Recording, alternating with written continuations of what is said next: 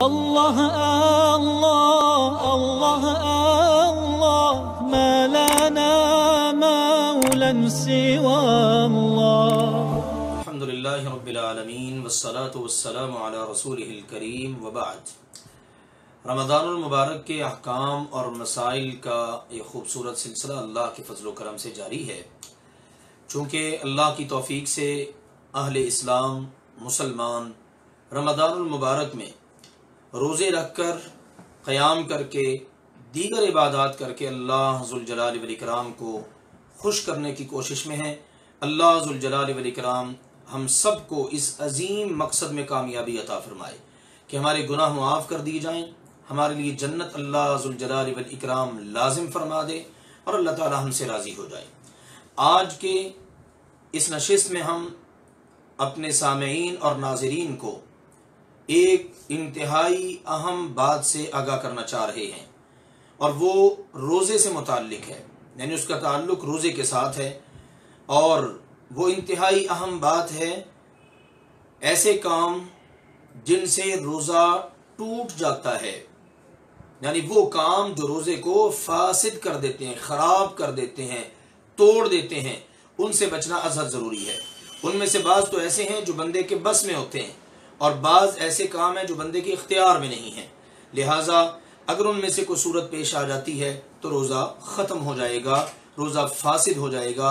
بعد میں پھر اس روزے کا کفارہ ادا کرنا ہوگا، جس کو ہم انشاءاللہ تعالی آگے چل کر بیان کرتے ہیں.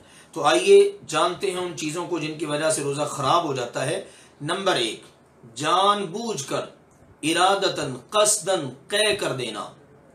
اگر تو خود بخود قے آ جائے پھر روزے کو کوئی فرق نہیں پڑتا. اس کو ہم ان چیزوں میں بیان کر چکے ہیں جن سے روزہ خراب نہیں ہوتا. چیزوں کو بیان کرنے جا رہے ہیں جن سے روزہ خراب ہوتا ہے. نمبر 1، قے کر دینا، خود بخود نہ آنا قے کا، بلکہ ارادتاً نیتاً قصداً قے کر دینا. سیدنا ابو ہریرہ رضی اللہ تعالی عنہ سے روایت ہے، سنن ابی داؤد، جامع ترمذی، سنن ابن ماجہ میں حدیث موجود ہے کہ رسول اللہ صلی اللہ علیہ وسلم نے فرمایا، من ذرعہ القیء وہو صائم ومن استقاء عمدا فلیقضی. رسول اللہ صلی اللہ علیہ وسلم نے فرمایا، جس شخص کو خود بخود قے آ جائے اس پر کوئی کفارہ نہیں ہے، اس کا روزہ مکمل ہوگا، وہ اپنے روزے کو مکمل کرے، نہ اس پر قضا ہے نہ اس پر کوئی کفارہ وغیرہ ہے. اور فرمایا جس نے ارادتاً جان بوجھ کر عمداً قے کر دی اس کو روزے کی دینا ہوگی، وہ بعد میں ایک روزہ رکھ کر اپنے روزے کی قضا دے گا. دوسری بات، جان بوجھ کر کھانا پینا. بھول کر کھا پی لے تو کوئی مسئلہ نہیں، جان بوجھ کر بندہ کھا پی لیتا ہے تو اس کا روزہ ختم ہو جائے گا، اس پر اس کو کفارہ ادا کرنا پڑے گا. اس کا بیان آگے آئے گا. اللہ ذوالجلال والاکرام کا فرمان ہے، وَكُلُوا وَاشْرَبُوا حَتَّى يَتَبَيَّنَ لَكُمُ الْخَيْطُ الْأَبْيَضُ مِنَ الْخَيْطِ الْأَسْوَدِ مِنَ الْفَجْرِ ثُمَّ أَتِمُّوا الصِّيَامَ إِلَى اللَّيْلِ. تم کھاتے پیتے رہو یہاں تک کہ صبح کا سفید دھاگا سیاہ دھاگے سے ظاہر ہو جائے، پھر رات تک اپنے روزے کو پورا کرو. یعنی صبح جب آپ نے سحری کر لی، اب شام تک آپ نے، غروب آفتاب تک آپ نے کوئی بھی چیز نہ کھانی ہے نہ پینی ہے. ان چیزوں سے احتیاط کرنی. اگر جان بوجھ کر کھا پی لیں گے تو آپ کا روزہ توڑ دے گی یہ چیز، اور آپ کا روزہ فاسد ہو جائے گا، خراب ہو جائے گا. اگلی بات ہے جمع کر لینا. میاں بیوی وظیفہ زوجیت ادا کر لیتے ہیں، انڈر کورس کا معاملہ جو ہے نا وہ اس کو سر انجام دے لیتے ہیں، اس سے ان کا روزہ ختم ہو جائے. قال ما لک، ارشاد فرمایا تجھے کیا ہوا؟ قال اصبت اہلی فی رمضان. اس نے کہا اللہ کے نبی صلی اللہ علیہ وسلم جی میں رمضان کی حالت میں، روزے کی حالت میں اپنی بیوی کے ساتھ جمع کر بیٹھا ہوں. فأتی النبی صلی اللہ علیہ وسلم بمقتل یدعا العرق. تھوڑی دیر ہوئی وہ بیٹھ گیا یہ مسئلہ پوچھ کر، ابھی اس کو جواب نہیں دیا گیا. تھوڑی ہی دیر کے بعد رسول اللہ صلی اللہ علیہ وسلم کی خدمت اقدس کے اندر کھجوروں کا ایک تھیلا پیش کیا گیا جس کا نام عرق ہے. فقال، تو آپ نے فرمایا این المحترق، وہ جو کہہ رہا تھا میں جہنم کی آگ میں جل گیا، میں تو مارا گیا جی، وہ کہاں ہے؟ قال انا، اس نے کہا جی میں حاضر. جی لبیک. آپ علیہ الصلوۃ والسلام نے فرمایا تصدق ھذا، جاؤ یہ کھجوروں کا ٹوکرا لے جاؤ اور صدقہ کر دو. سبحان اللہ. یہ صحیح بخاری شریف میں اور صحیح مسلم شریف میں یہ خوبصورت اور دل نشیں واقعہ موجود ہے۔ گویا کہ کوئی شخص اگر اس طرح کا کام کر بیٹھے تو اس پر کفارہ ہے، اس کی تفصیل انشاءاللہ آگے آئے گی، لیکن رسول اللہ صلی اللہ علیہ وسلم نے آپ دیکھیے کتنی آسانیاں پیدا کر دی ہیں۔ وہ بندہ جو انتہائی بے تاب تھا، بے چین تھا اپنے اس عمل سے، آپ علیہ الصلوۃ والسلام نے اس پر بے جا سختی نہ فرمائی، بلکہ کسی اور نے صدقہ کیا ہے، کھجوروں کا ٹوکرا آیا ہے تو آپ علیہ الصلوۃ والسلام نے اس کو دے دیا کہ جاؤ بھائی یہ صدقہ کرو، تمہارے روزے کا کفارہ ادا ہو گیا، تمہارے روزے کا تمہاری طرف سے جو ہے نا وہ صدقہ ہو گیا، اور وہ جو تم سے گناہ غلطی ہو گئی روزے کی حالت کے اندر، اللہ ذوالجلال والاکرام اس کی بدولت اسے معاف کر دے گا۔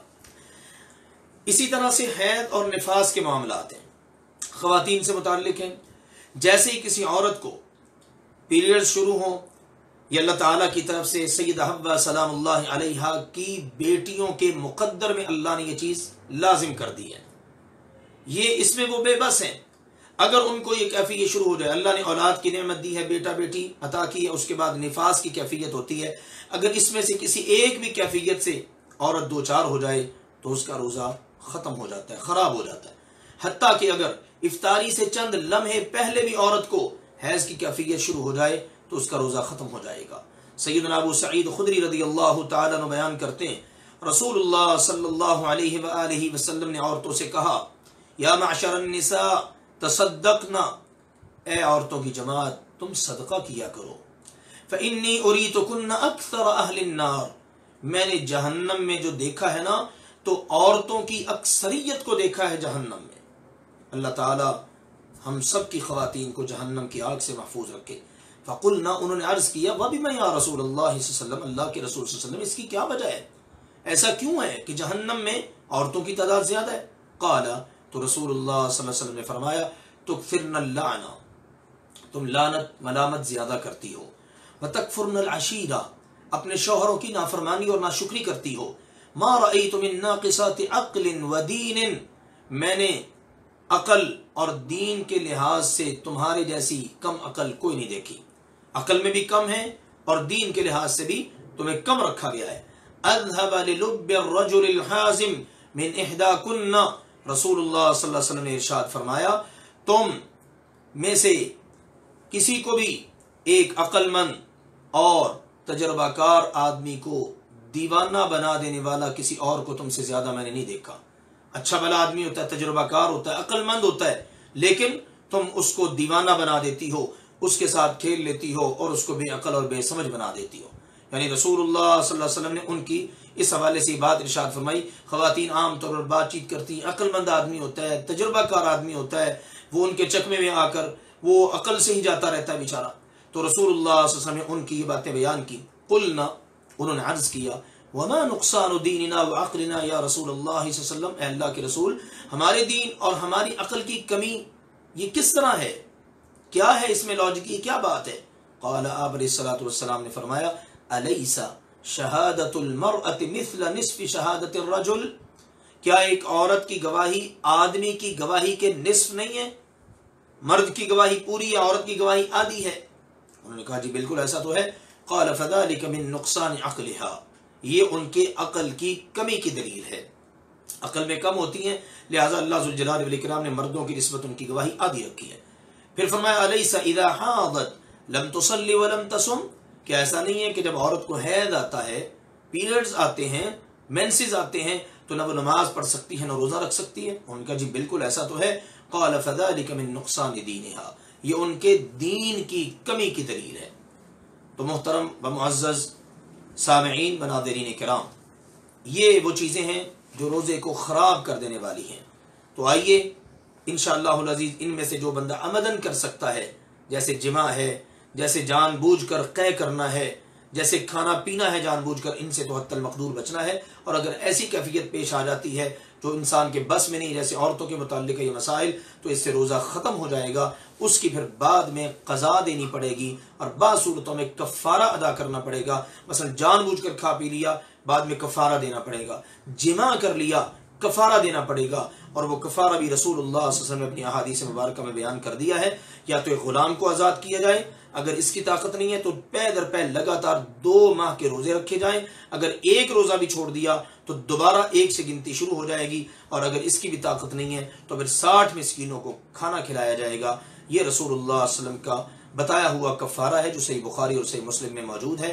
اللہ ذوالجلال والاکرام ہمیں معیاری قسم کے کام کرنے کی توفیق عطا فرمائے، قرآن و سنت کے پیغام کو سمجھنے کی توفیق عطا فرمائے۔ والسلام علیکم ورحمۃ اللہ وبرکاتہ۔